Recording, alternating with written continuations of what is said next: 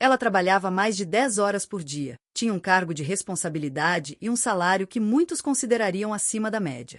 No entanto, todo dia 25 do mês, o roteiro era o mesmo: um frio na barriga ao abrir o aplicativo do banco e a descoberta de que o saldo estava perigosamente perto do zero. Ela vivia na ilusão de que precisava de um aumento para resolver sua vida.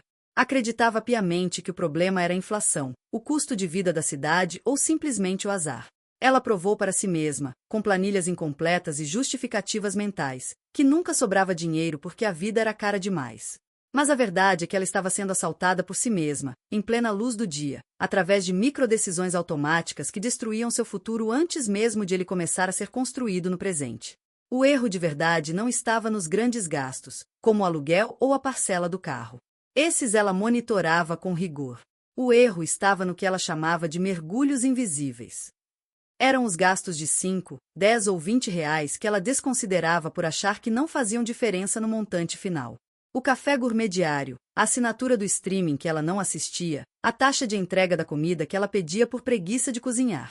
Ela descobriu que sua vida financeira era um balde cheio de furos milimétricos.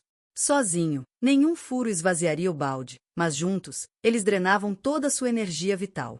Ela percebeu que o dinheiro não desaparecia, ele evaporava em conveniências que não traziam felicidade real, apenas um alívio momentâneo para o estresse de um trabalho que ela fazia justamente para ganhar o dinheiro que estava jogando fora. A revelação aconteceu quando ela decidiu anotar cada centavo por 30 dias, sem exceção. O que ela viu no final do mês foi um choque de realidade brutal. Ela gastava mais com pequenos mimos e aplicativos de transporte do que com seu próprio desenvolvimento ou poupança. O erro de verdade era a falta de consciência sobre o valor do tempo. Ela entendeu que cada nota de 50 reais desperdiçada representava horas da sua vida que nunca mais voltariam. Ela estava trocando sua liberdade por prazeres efêmeros que ela nem sequer lembrava no dia seguinte. A sensação de que nunca sobrava dinheiro era, na verdade, uma falta de prioridade disfarçada de escassez. Ela não era pobre, ela era desatenta. E essa desatenção estava custando a construção do seu patrimônio e a sua paz de espírito a longo prazo. Outro erro crucial que ela descobriu foi a armadilha da recompensa emocional. Sempre que ela tinha um dia difícil, ela sentia que merecia comprar algo. Uma roupa nova, um jantar caro, um acessório desnecessário. O consumo era seu analgésico. No entanto, a conta chegava e o estresse financeiro anulava qualquer prazer que a compra tivesse proporcionado. Ela estava presa em um ciclo de autossabotagem onde tentava curar a infelicidade gastando dinheiro que a faria livre daquela infelicidade no futuro. Ela provou que o erro de verdade estava em tentar preencher buracos na alma com objetos materiais. Ao organizar o básico emocional, ela parou de usar o cartão de crédito como um curativo para suas frustrações diárias. A clareza sobre seus gatilhos de consumo mudou o jogo definitivamente para ela. Ela também percebeu que seu estilo de vida estava inflacionando conforme seu salário subia. Esse é o erro clássico que mantém a classe média escrava do trabalho, a lei de Parkinson aplicada às finanças. Quanto mais ela ganhava, mais ela gastava para manter uma imagem de sucesso que ela achava que os outros esperavam dela. Ela morava em um bairro que não podia pagar e frequentava lugares que drenavam sua reserva de emergência. A verdade é que ela estava trabalhando para sustentar uma máscara. Quando ela teve a coragem de simplificar, de reduzir o padrão e de ignorar a opinião alheia, o dinheiro começou a sobrar instantaneamente. Ela descobriu que a verdadeira riqueza é invisível e que o status é apenas o preço alto que se paga para impressionar pessoas que não se importam com você. O erro final que ela identificou foi a falta de um destino para o dinheiro antes mesmo de ele cair na conta. Ela gastava o que sobrava depois de viver, quando a regra de ouro deveria ser viver com o que sobrava depois de investir. Sem um propósito claro para cada real, o dinheiro encontrava seu próprio caminho para fora da carteira. Ela começou a aplicar a técnica do pagar-se primeiro. Antes de qualquer boleto, ela separava uma parte para o seu futuro. Isso mudou sua percepção de riqueza. Ela parou de ver o dinheiro como algo que serve apenas para ser gasto e passou a vê-lo como sementes que, se plantadas, trabalhariam por ela. A vida andou quando ela parou de ser uma consumidora passiva e se tornou uma estrategista ativa de sua própria liberdade. A organização do básico financeiro trouxe uma paz que ela nunca imaginou. Ela descobriu que ter dinheiro sobrando não é sobre ter um salário astronômico, mas sobre ter um controle rigoroso sobre os desejos do ego. Ela aprendeu a diferenciar necessidade de capricho. A vida não parou de ser divertida. Pelo contrário, cada gasto agora era intencional e trazia muito mais satisfação. Ela parou de se sentir vítima do sistema e assumiu o papel de diretora de sua vida financeira. O dinheiro parou de sumir porque ela finalmente deu a ele um motivo para ficar. Hoje, ela não apenas tem dinheiro sobrando, como tem tempo e tranquilidade para planejar sonhos que antes pareciam impossíveis. O erro de verdade era mental, e a solução foi a consciência. Essa mudança de mentalidade a fez perceber que o banco e as empresas de crédito lucram com a sua desorganização. O erro de verdade era aceitar o limite do cartão como extensão do salário. Ela quebrou as correntes dos juros e das parcelas infinitas. Ela entendeu que quem parcela, paga mais caro pelo tempo que não quer esperar. Ao adotar a paciência como virtude financeira, ela recuperou o poder de compra real. Ela provou que a escassez era uma escolha baseada em hábitos cegos. Agora, ela olha para trás e vê que o erro de verdade era tão simples que chegava a ser ridículo, mas é justamente no óbvio que a maioria das pessoas se perde. A vida só fluiu quando o dinheiro parou de ser o mestre e passou a ser o servo. Ela decidiu que o conhecimento seria seu maior ativo. Começou a estudar sobre investimentos simples, juros compostos e inflação. O erro de verdade era delegar sua segurança financeira para a sorte ou para gerentes de banco que não tinham os interesses dela em mente. Ao assumir a responsabilidade, ela descobriu que investir é muito menos complexo do que o mercado faz parecer. O medo de perder dinheiro desapareceu quando ela entendeu como o sistema funciona. Ela parou de buscar a grande tacada e focou na constância. A sobra mensal, que antes era de R$ 100, transformou-se em uma bola de neve de segurança. Ela provou que nunca sobrava dinheiro porque ela não dava valor aos pequenos comércios, querendo colher antes mesmo de preparar o terreno. Hoje, ela ensina que a liberdade financeira começa com um não para o consumo imediato e um sim para a liberdade futura. Ela não se priva do que ama, mas eliminou tudo o que não agregava valor. O erro de verdade foi descoberto na lixeira das faturas e nos recibos esquecidos.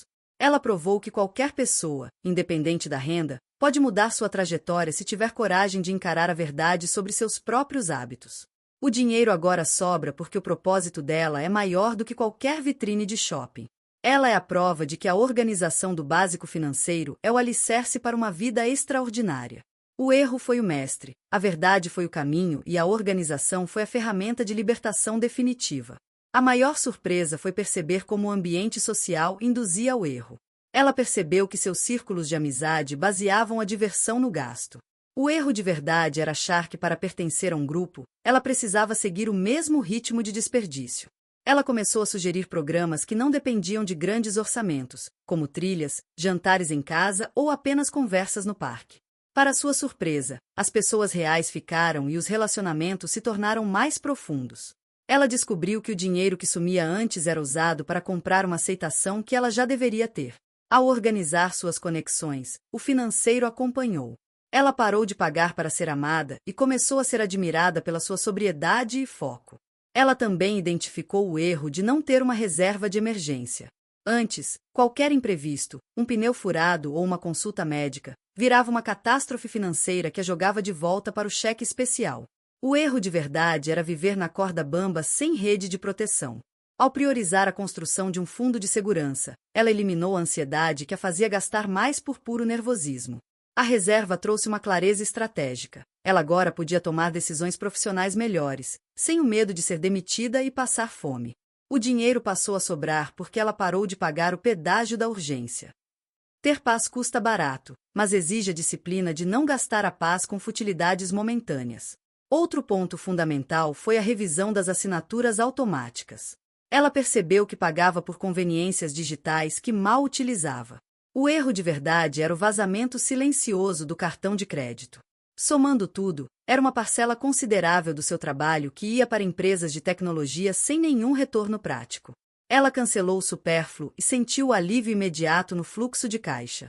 Ela provou que a vida moderna é desenhada para nos manter em um estado de microconsumo perpétuo. Ao retomar as rédeas de suas contas fixas, ela recuperou centenas de horas de trabalho por ano. O dinheiro não estava faltando, ele estava sendo drenado por contratos que ela assinou sem ler as entrelinhas da própria necessidade real. Ela aprendeu a técnica de esperar 24 horas antes de qualquer compra acima de R$ 100. O erro de verdade era a impulsividade biológica, o sequestro da amígdala que a fazia agir pelo desejo e não pela razão. Ao criar esse espaço entre o estímulo e a resposta, a maioria dos seus desejos de consumo simplesmente desaparecia. Ela percebeu que o prazer da compra estava na busca, não na posse. Ao entender a psicologia por trás do seu dinheiro, ela se tornou imune ao marketing agressivo. A sobra de dinheiro no final do mês tornou-se uma métrica de seu autocontrole. Ela provou que a carteira é um espelho do caráter e que organizar o financeiro é, antes de tudo, organizar a própria vontade. A produtividade dela no trabalho também aumentou. Como ela não estava mais preocupada com as contas vencendo, sua mente estava livre para criar e performar melhor. O erro de verdade era achar que o financeiro estava isolado do resto da vida. Quando ela organizou o básico, ela se tornou uma profissional mais valiosa, o que eventualmente trouxe os aumentos que ela tanto desejava no início. Mas a diferença é que agora, o aumento não sumia, ele era canalizado para sua liberdade. Ela provou que o sucesso financeiro é um efeito colateral da ordem interna. A vida andou de forma exponencial porque ela parou de lutar contra a correnteza e construiu seu próprio barco com a madeira da disciplina e da verdade. Ela descobriu que o erro de verdade era a procrastinação financeira. Ela sempre deixava para olhar as contas depois. Esse depois era o cemitério dos seus sonhos. Ao encarar os números semanalmente, ela transformou o medo em domínio. Ela passou a celebrar cada real economizado como uma vitória de guerra. A relação dela com o dinheiro deixou de ser uma fonte de vergonha e passou a ser uma fonte de orgulho. Ela provou que a clareza é a maior inimiga da pobreza de espírito. Quando você sabe exatamente para onde cada centavo vai, você retoma o comando do seu destino. A organização não foi um castigo, foi o portal para uma vida onde o dinheiro trabalha para você, e não o contrário. Hoje, ela olha para as vitrines e não sente mais a necessidade de possuir. Ela entende que a verdadeira sofisticação é a simplicidade. O erro de verdade foi acreditar que o consumo era um sinal de evolução social. Ela provou que a evolução real é ter a conta cheia e a casa leve. Ela viaja, desfruta e vive bem, mas tudo dentro de um sistema que ela mesma criou. A sobra de dinheiro permitiu que ela fosse generosa, ajudando causas e pessoas, algo que ela nunca conseguia fazer quando vivia no sufoco. A generosidade tornou-se o maior prazer que o dinheiro poderia comprar. O erro foi corrigido, a lição foi aprendida e a vida finalmente floresceu em toda sua plenitude financeira. Ela percebeu que o erro de verdade era não ter metas claras de longo prazo. Quando você não sabe para onde quer ir, qualquer gasto parece aceitável. Ela definiu seu número da liberdade e cada decisão passou a ser filtrada por esse objetivo. O dinheiro parou de sumir porque agora ele tinha uma missão sagrada: garantir que ela nunca mais fosse escrava de um salário. Ela provou que a disciplina é apenas a lembrança constante do que você quer de verdade, em oposição ao que você quer agora. A organização do básico deu a ela uma visão de túnel para o sucesso. Ela parou de se desviar para as laterais do consumo supérfluo e seguiu firme na estrada da construção de um legado sólido. O último erro que ela corrigiu foi a falta de diálogo sobre dinheiro. Ela tinha vergonha de falar sobre finanças, achava que era algo sujo ou materialista. O erro de verdade era o tabu. Ao começar a conversar abertamente com parceiros e família sobre orçamentos e sonhos, ela criou uma rede de apoio. Todos passaram a remar na mesma direção. A vida familiar melhorou porque as brigas por dinheiro acabaram. Ela provou que a transparência financeira é o alicerce de relacionamentos saudáveis. O erro foi enterrado no passado, e o futuro agora é construído sobre a rocha da verdade e da organização compartilhada. O dinheiro nunca mais faltou porque a sabedoria agora sobrava em sua casa. A história dela termina com um sorriso de quem sabe o preço da liberdade e decidiu pagá-lo. Ela provou que o erro de verdade está sempre onde a gente evita olhar. Para ela, estava nas pequenas notas, nos escapes emocionais e na falta de projeto de vida. Ao organizar o básico, ela não apenas salvou seu dinheiro, ela salvou a si mesma de uma vida de mediocridade e ansiedade. O convite dela para você é: abra seu extrato, anote seus gastos e encare sua verdade hoje mesmo. O dinheiro está aí, ele só precisa que você seja o líder que ele merece seguir. Pare de recomeçar 1000 vezes e comece a organizar o que você já tem. O milagre financeiro é matemático e começa com a sua decisão de mudar.